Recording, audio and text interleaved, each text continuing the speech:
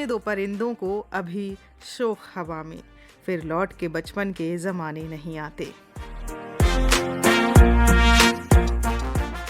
नमस्कार, आप सुन रहे हैं अपना रेडियो 96.9 FM। मैं हूं अनुराधा। दोस्तों, स्वागत है आपका हमारे स्पेशल कार्यक्रम में जिसका नाम है मुझे अभी पढ़ना है।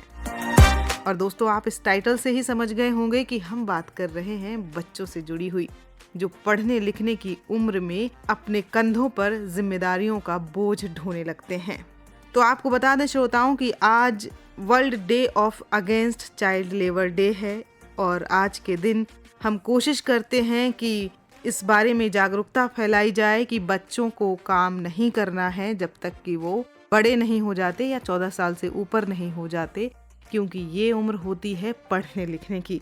और सरकार ने इस पर प्रतिबंध लगाया हुआ है और चाइल्ड लेबर एक्ट के तहत अगर कोई भी ऐसा आदमी पकड़ा जाता है जो 14 साल से कम उम्र के बच्चों से काम करवा रहे हैं और जिसमें जोखिम ज़्यादा है, तो फिर उन्हें सज़ा का प्रावधान भी है। तो बाल मजदूरी कराना अपराध है और इस पर जागरूकता होनी चाहिए। तो आज हम इस महत्वपूर्ण विषय पर चर्चा करेंगे जो हम सभी के लिए गंभीर विषय है। तो आज के दिन हम विश्व बाल श्रम निषेध दिवस मनाते हैं, जिसमें ये जागरूकता फैलाई जाती है कि बच्चों को काम करने से रोकना, यानी ऐसे जोखिम भरे काम करने से रोकना जो उनके हित के लिए अच्छे नहीं हैं। तो आज इस विषय पर हम और भी जानकारी प्राप्त करेंगे। आपको बता दें दोस्तों कि पूरी दुनिया में हर वर्ष 12 जून को विश्व बाल श्रम निषेध दिवस मनाया जाता है। इस दिवस को मनाने की पहल अंतर्राष्ट्रीय श्रम संगठन ILO ने की थी, जिसका मकसद बाल श्रम को रोकना था। आपको बता दें कि इसको मनाने के पीछे एक खास वजह ये थी कि बच्चों को मजदूरी ना कराकर उनको स्कूलों की ओर शिक्षा के लिए प्रेरित किया जा सके। आपको बता दें कि बाल श्रम लगातार एक गंभीर समस्या बनता जा रहा है, जिसके कारण बच्चों का बचपन गर्त में जा रहा है और उनको अपना अधिकार नहीं मिल पा रहा है। बच्चे एक सॉफ्ट टारगेट होते हैं, उन्हें आसानी से बहला फुसला कर किसी भी जगह पर काम के लिए लगाया जा सकता है। ये दिवस बाल श्रम के खिलाफ कड़ी कार्रवाई करने और इसको पूरी तरह से समाप्त करने के लिए व्यक्ति, गैर सरकारी संगठन एवं सरकारी संगठनों को प्रेरित करने के लिए मनाया जाता है। संयुक्त राष्ट्र के मुताबिक पिछले 2 दशकों से पूरी दुनिया में बाल श्रम को कम करने के लिए लगातार पहल की जा रही है। हालांकि पिछले कुछ वर्षों के दौरान संघर्षों, संकटों और कोरोना महामारी ने विश्व में कई परिवारों को गरीबी में धकेल दिया है, जिसके कारण लाखों बच्चों को बाल श्रम के लिए मजबूर होना पड़ा।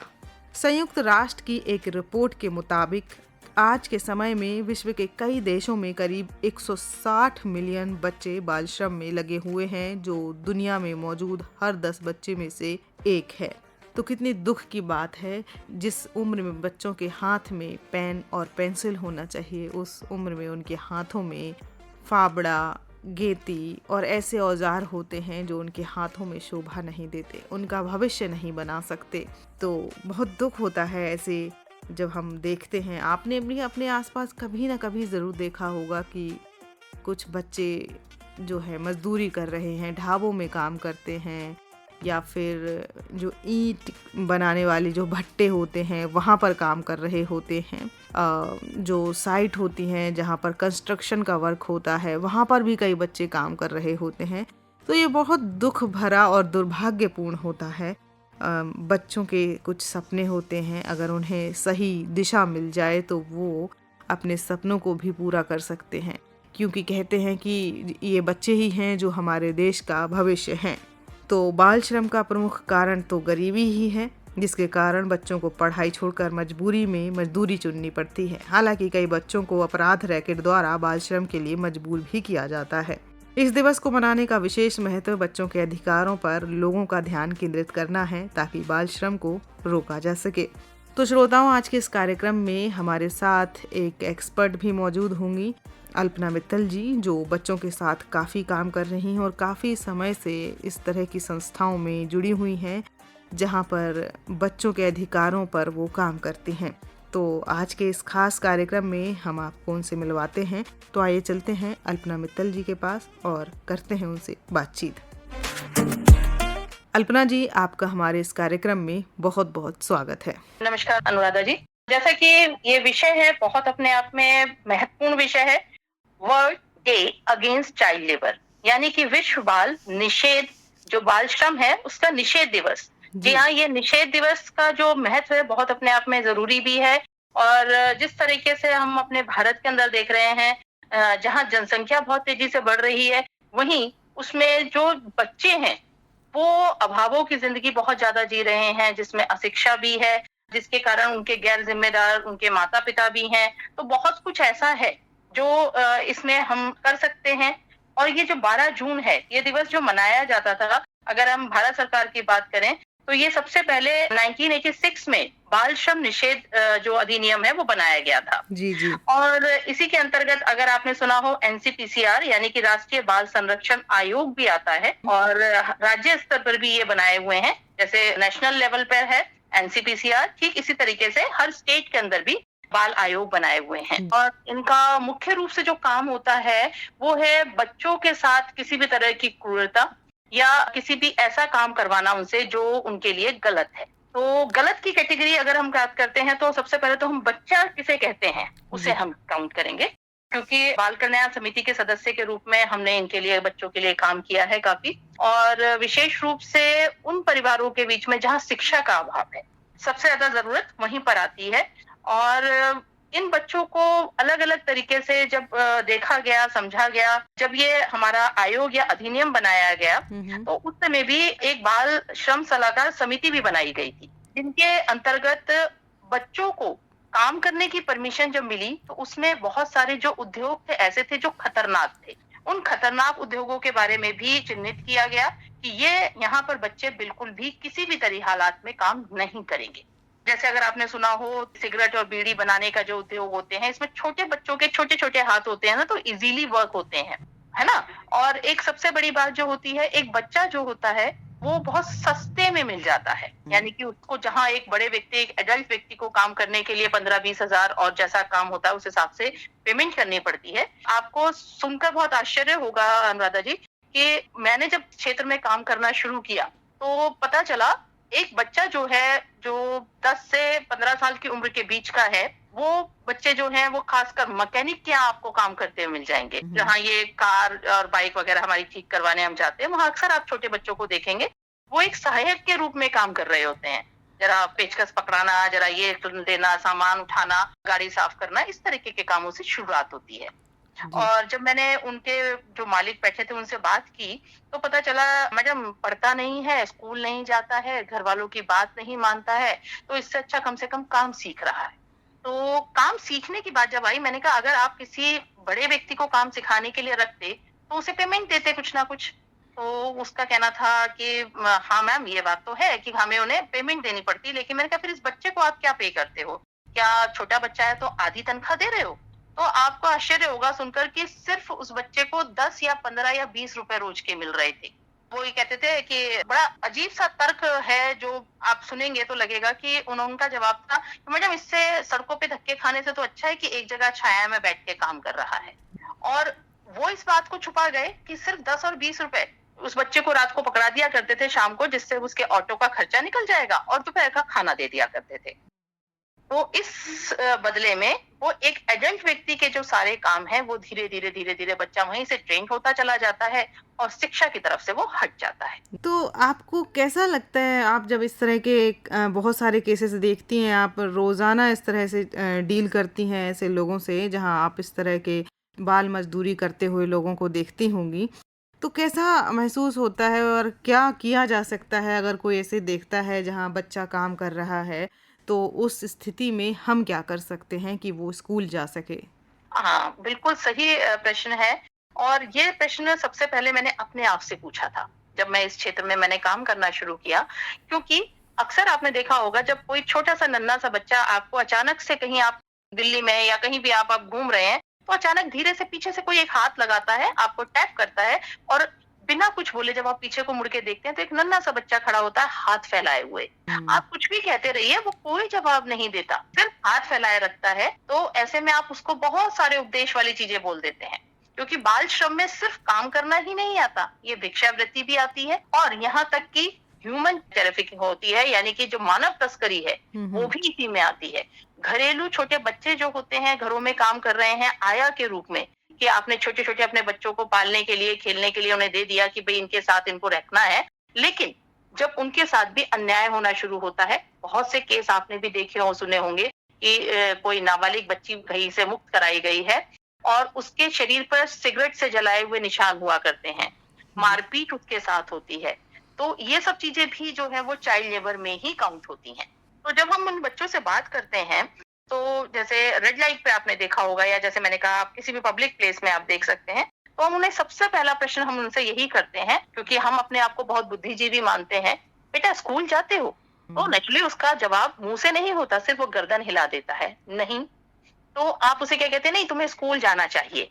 अनुराधा जी, एक प्रश्न मेरा है, अगर वो बच्चा आपसे कहे कि हाँ मैं स्कूल जाना चाहता हूँ, क्या आप मेरी मदद करेंगी? क्या जवाब होता है? हमारे पास कोई जवाब नहीं होता उसके, है ना। हम बस उसकी बेचारगी के ऊपर चिंता व्यक्त करते हैं और किसी तरह अपना वहां से पेन छुड़ाते हैं और आगे बढ़ जाते हैं। हमने इस चीज में काम करना शुरू किया कि ना केवल हम उन बच्चों से बात करते हैं, उनकी परेशानियों को जानने की कोशिश करते हैं, क्योंकि इसमें बहुत बड़ा रोल जो है वो उनके परिवारों का भी है ना। तो इसीलिए मैंने शब्द इस्तेमाल किया, गैर जिम्मेदार माता पिता। बच्चे के लिए गैर जिम्मेदारी, क्योंकि आपका काम सिर्फ उन्हें पैदा करके दुनिया में लाने का नहीं है। जिस बच्चे को हम दुनिया में ला रहे हैं, हमारी जिम्मेदारी बनती है उसके भोजन की, उसके कपड़ों की, उसके भविष्य के लिए जो उसकी नींव रखी जानी है, उन सब पर काम करने की, है ना। लेकिन हो ये रहा है कि 5, 6, 8, 7, 8, 10 भाई बहन वो होते हैं, जब अगर हम उनके घरों में पहुंचते हैं, तो उनके हिसाब से, उनके माता पिता के हिसाब से वो कमाई का साधन है ना। उनसे जब पूछो तो वो कहते हैं जितने ज्यादा बच्चे होंगे उतनी ज्यादा कमाई होगी। तो आप खुद सोचिए, उतने ज्यादा मुंह भी तो होंगे खाने वाले, बिल्कुल, है ना। यहाँ पे लोग भूल जाते हैं, और यही परेशानी जो होती है वो धीरे धीरे क्या होता है, वो बाल श्रम जो है वो बढ़ता चला जाता है। लेकिन एक बात यहाँ मैं कहूंगी कि एक परेशानी जरूर हमारे सामने आती है कि जब हम काम करते हैं, बाकायदा हमारी क्राइम ब्रांच होती है, चाइल्ड लाइन होती है जो 1098 है, ये सब लोग इसमें बहुत अच्छा महत्वपूर्ण रोल निभाते हैं। और जब किसी बच्चे को कहीं से पकड़ के लाया जाता है या कहीं इस तरह के बाल श्रम से मुक्त कराया जाता है, तो बड़े मासूम से बच्चे वो होते हैं और आते हैं, तो सबसे पहले तो हमारा जो काम होता है कि उनके साथ बैठकर उनको, कई बार तो ऐसे बच्चे तक आते हैं अनुराधा जी कि जिनको भोजन नहीं मिला होता है, कई दिन से भूखे प्यासे होते हैं, तो बिठाकर उन्हें खाना खिलाना, उन्हें ये महसूस कराना वो एक सुरक्षित जगह पर आए हैं, ठीक है।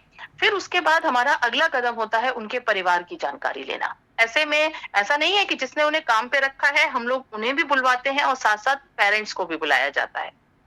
यहाँ पर पनिशमेंट की तो नहीं है अभी किसी तरह का, नियम अनुसार इन्हें सजा मिलती है उन लोगों को जो लोग इन छोटे बच्चों को काम पे रखते हैं। तो हमारा पहला स्टेप जो होता है वो होता है काउंसलिंग का, जिसमें दोनों ही की ये काउंसलिंग हम करते हैं, काम करवाने वाले की भी और माता पिता की। तो उन बच्चों के साथ बात करना, उन्हें समझाना, क्योंकि अक्सर यही होता है कि इस उम्र में जब उनके हाथ में पैसा आने लगता है ना, तो वो स्कूल से उनका मुंह मुड़ने लगता है। क्योंकि हम क्यों शिक्षा ले रहे हैं, अगर हम एक आम बात करें कि भाई अच्छा घर होगा, अच्छा पैसा होगा, अच्छी नौकरी होगी, तो उन बच्चों के हाथ में जब शुरू से ही पैसा आने लगता है और वो उस पैसे का अपनी मर्जी से इस्तेमाल करने लगते हैं, तो उन्हें फिर शिक्षा की जरूरत नहीं दिखती। मेरी अक्सर उनसे बैठ के बात हुई, जैसे मैंने आपसे बताया कि मैं बाइक वगैरह वगैरह जो ये हमारी वर्कशॉप्स होती हैं, इन पे मैंने बच्चों को देखा, तो मैंने उनसे एक बात की और उनकी सहमति भी मुझे इस चीज में मिली। मैंने कहा अगर आप काम सीख रहे हो, चलो मान लिया, और अगर आप अभी आप जो ये पार्ट्स बोल रहे हैं या जो वो औजार मंगा रहे हैं, टूल आपसे, आप सिर्फ देखकर पहचान रहे हो। इतना अच्छा लगेगा कि जब आप उसको पढ़कर पहचान सको, बिल्कुल, और उनसे ज्यादा बेहतर अच्छे कारीगर तुम बन पाओगे। तो अगर हमारी मिनिमम जो हम एजुकेशन कहते हैं, अगर 10वीं भी वो बच्चे कर लेते हैं, तो वो एक अच्छे कुशल कारीगर बन सकते हैं। तो अल्पना जी, जब आप ऐसे बच्चों को मुक्त कराती हैं, किसी भी जगह से आपने कराए होंगे कई बार, तो जो लोग इस तरह से काम करवाते हैं बच्चों से, उन पर क्या कार्रवाई होती है, उनके खिलाफ क्या कार्रवाई होती है? नहीं, उनके खिलाफ सीधे सीधा जो हमारा जो कानून है उसके, उनमें जो भी इस तरह के बच्चों को, नाबालिग बच्चों को अपने यहाँ काम करने के लिए रखते हैं, उन सभी के खिलाफ सीधा FIR दर्ज करने का नियम है। पहले तो बुलाकर केवल काउंसलिंग होती थी, लेकिन आज के टाइम में सबसे पहले FIR और फिर काउंसलिंग, ये स्टेप लिया गया है क्योंकि जो बाल श्रम है बहुत तेजी से बढ़ रहा है हमारे देश में। मैं विदेशों की बात नहीं करूंगी क्योंकि परेशानी हम अपने आसपास देख रहे हैं। तो जब तक हम अपना अपना घर का, अपने आसपास के माहौल को हम नहीं संभाल पाएंगे, तब तक हम बड़ी-बड़ी सिर्फ बातें कर सकेंगे। जी। और आप उन माता-पिता को क्या समझाती हैं जो बच्चों को बचपन से ही काम पर भेज देते हैं पढ़ाने की बजाय, कि घर में 2-4 पैसे आएँगे, तो उनको क्या समझाया जाता है? देखिए, सबसे पहले तो हम उन्हें प्यार से ही समझाने की कोशिश करते हैं। कई बार डराना भी पड़ता है कि हम बच्चा आपसे ले लेंगे, क्योंकि आप ये नियम है ये सरकार का कि देश का हर बच्चा जो है वो सरकार का बच्चा है।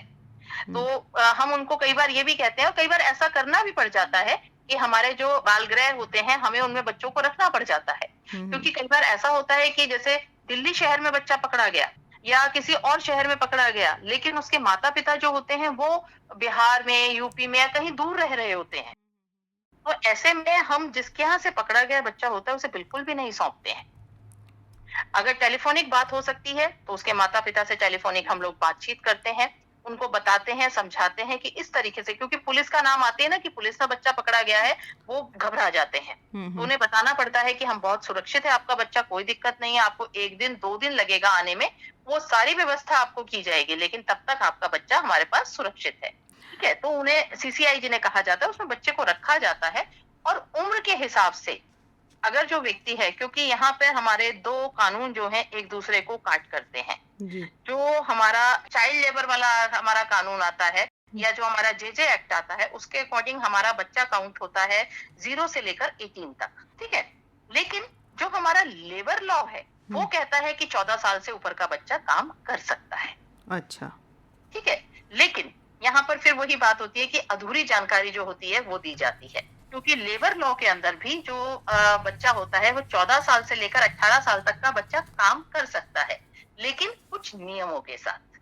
जैसे कि सबसे पहला नियम है उसमें कि वो 2 बजे तक स्कूल जाएगा, सुबह से लेकर जो स्कूल का टाइमिंग है वो उसे स्कूल में जाना है। तो अगर आपके आसपास कोई इस तरह का बच्चा है जो 14 साल से लेकर 18 साल तक के बीच का है, तो उसका स्कूल जाना बहुत जरूरी है। दूसरी बात, उसे दोपहर में भोजन की भी व्यवस्था भी होगी और उसे खाने के बाद आराम करने का भी टाइम दिया जाएगा। और वहीं रात को 7 बजे के बाद या 6 बजे के बाद वो काम नहीं करेगा। तो यानी कि 2 बजे से लेकर शाम के 6-7 बजे तक वो काम कर सकता है, और उसमें भी काम देखने की जरूरत है कि वो काम क्या कर रहा है। जिन्हें हम हैजर्ड या खतरनाक उद्योग कहते हैं, चाहे वो केमिकल से रिलेटेड है, चाहे वो भट्टी से काम करने के हैं, या ऐसे जगहें हैं जहां पर बच्चों के लिए व्यवस्था ही नहीं है कोई, तो वो सब भी उद्योग जो है उनमें बच्चा काम नहीं कर सकता, चाहे वो 14 साल से बड़ा ही क्यों ना हो। तो आज के इस खास दिन पर जहां हम आज बात कर रहे हैं विश्व बाल श्रम निषेध दिवस की, आप हमारे श्रोताओं को क्या संदेश देना चाहेंगी? सबसे पहले तो मैं आपके इस चैनल के माध्यम से उन सभी लोगों से एक रिक्वेस्ट करना चाहूंगी, अपने आसपास को माहौल को देखिए, क्योंकि एक चाइल्ड लेबर वो भी है जिसे हम लोग कभी ध्यान ही नहीं देते कि आपके घर में काम करने वाली जो आ रही है उसके साथ एक छोटी सी प्यारी सी बिटिया भी आने लगती है, चाहे वो स्कूल में पढ़ ही रही होती है, कोई बड़ी बात नहीं है, लेकिन जैसे आजकल छुट्टियां हैं और वो आ गई वहां पे, और वो कहाँ से शुरुआत होती है, जरा ये झाड़ देना, जरा ये पकड़ा देना, जरा झाड़ू लगा देना, ऐसे छोटे छोटे कामों से चाइल्ड लेबर की शुरुआत हो जाती है और हमें इस चीज की तरफ हमारा ध्यान ही नहीं जाता है। तो मैं सभी लोगों से ये रिक्वेस्ट करना चाहूंगी कि हम केवल उपदेश ना दें। उस छोटी बच्चे को, अगर वो माँ के साथ आई भी है, तो आपके घरों में बहुत सारी स्कूल की आपके बच्चों की बची हुई कॉपी और किताबें होंगी। उससे वो छोटा छोटा काम कराने के बजाय उसे ड्राइंग की बुक दे दीजिए, उसे कलर पकड़ा दीजिए, उसे स्केच पेन दीजिए, उसे बची हुई कॉपी दे दीजिए जिसमें कुछ पेज खाली हो, और उसको वो काम करने दीजिए उतनी देर। वो एक कोना ले लेगी आपके घर में, कोई आपको नुकसान नहीं करेगी। तो आप इस तरीके से भी मदद कर सकते हैं। जी, अल्पना जी, आपसे बात करके सच में काफ़ी जानकारी प्राप्त हुई और आपने बहुत अच्छी जानकारी हमारे श्रोताओं तक भी पहुंचाई। अपने बिजी समय में से हमारे लिए समय निकाला, इसके लिए आपका बहुत बहुत धन्यवाद। थैंक यू अनुराधा जी। अगर आपके इस प्रोग्राम के माध्यम से मैं कहती हूँ हम किसी एक बच्चे की भी जिंदगी सुधार पाए, उसको शिक्षा और खुशहाल जीवन की तरफ ले जा पाए, तो वाकई में हमारा ये जो 12 जून का दिन है, world day against child labour, यानी कि विश्व बाल निषेध दिवस मनाना हमारा सार्थक हो जाएगा। जी बिल्कुल, शुक्रिया हमसे बात करने के लिए। धन्यवाद अनुराधा जी। तो श्रोताओं, ये थी अल्पना जी जो अभी हमारे साथ बातचीत कर रही थी और बहुत ही अच्छे सुझाव इन्होंने हमारे साथ साझा किए कि हम कैसे इसमें मदद कर सकते हैं। तो मुझे लगता है कि आपको भी इनके सुझाव पसंद आए होंगे। अभी फ़िलहाल इस कार्यक्रम में वक्त हो रहा है एक छोटे से संगीतमय ब्रेक का। ब्रेक के बाद हम फिर हाजिर होते हैं, तब तक आप सुनते रहिए अपना रेडियो 96.9 FM।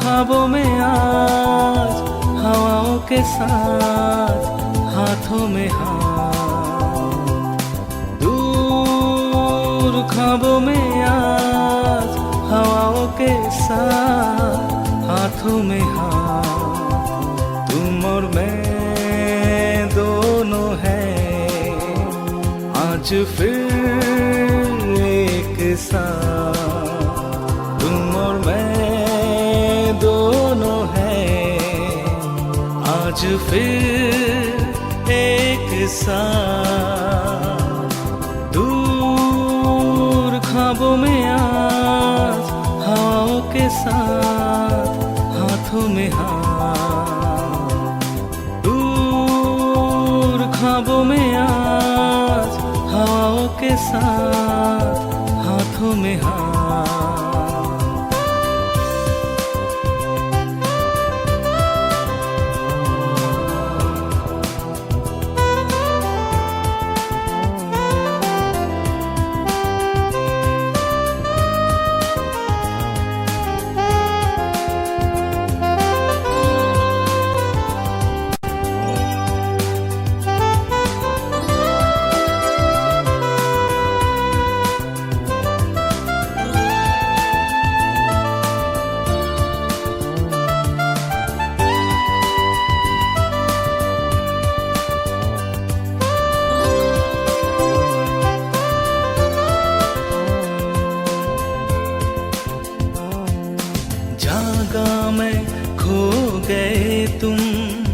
लहर में बह गए आंसू, जागा मैं खो गए तुम, लहर में बह गए आंसू, टूटा जो ख्वाब मेरा, छूटा जो आस तेरा, टूटा जो ख्वाब मेरा, छूटा जो आस तेरा, हे आहा हा हा, आहा हा हा, आहा हा हा,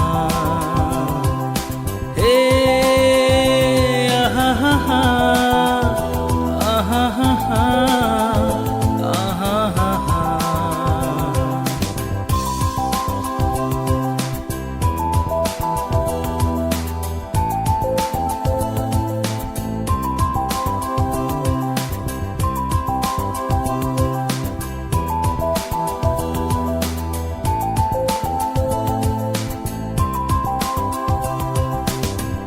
जो पास आती हो मैं घबराता, मेरा चैन ले जाती हो, तुम जो पास आती हो मैं घबराता, मेरा चैन ले जाती हो, बाया ये कैसे करूं मैं जाना, तेरी अदा है होशुराना, बाया ये कैसे करूं मैं जाना, तेरी अदा है होशुराना,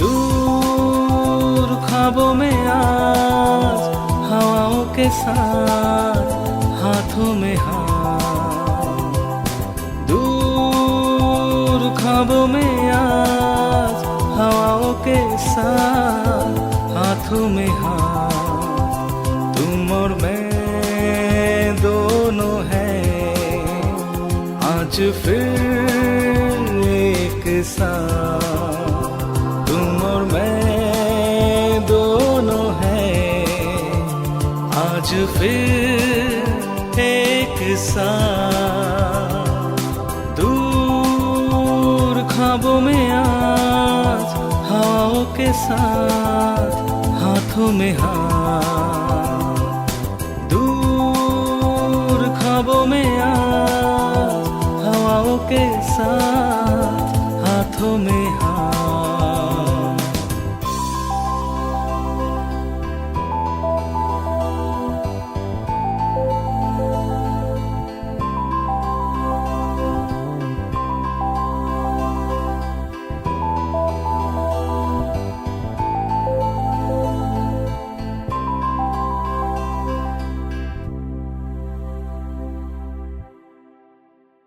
तो श्रोताओं, गीत के बाद एक बार फिर स्वागत है आप सभी का आपके अपने कार्यक्रम मुझे अभी पढ़ना है में, जिसमें आज हमने बात की विश्व बाल श्रम निषेध दिवस के बारे में, जहां बच्चों से काम कराया जाता है और कुछ ऐसे खतरनाक काम भी कराए जाते हैं जो उनके लिए हानिकारक हो सकते हैं। जिस उम्र में उन्हें पढ़ना चाहिए उस उम्र में वो काम के बोझ से दबे हुए होते हैं। तो अगर इसमें हम भी कुछ मदद कर सकते हैं तो ऐसा ज़रूर सोचें। श्रोताओं, अब हमारा समय हो रहा है आज के इस कार्यक्रम से विदा लेने का, तो दीजिए अनुराधा को इस कार्यक्रम से जाने की अनुमति। आप सुनते रहिए अपना रेडियो 96.9 FM। नमस्कार।